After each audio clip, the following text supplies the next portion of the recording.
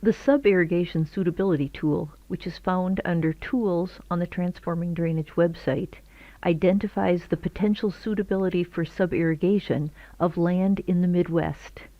Let's first take a look at a specific location and then the criteria that the suitability is based on.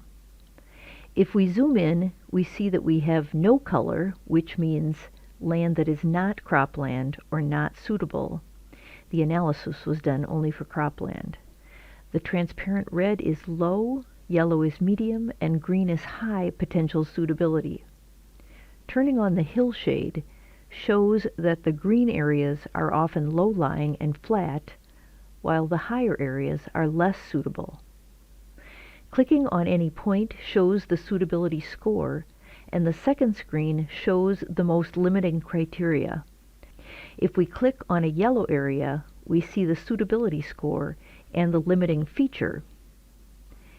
These limiting features are explained on the tool documentation page, which provides the data sources, the 3 ways the map layers can be accessed, and explains the suitability criteria.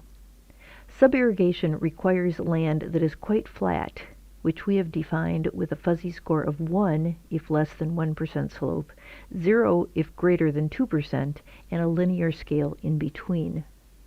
Rapid hydraulic conductivity is also important for subirrigation. If the average conductivity of the 20 to 40 inch depth is greater than 0.5 inches per hour, it's considered suitable. Lower than that is feasible, but the pipes need to be very close together, so lower values are given a lower score. The third criteria is having a restrictive layer, for which drainage class was used as a proxy.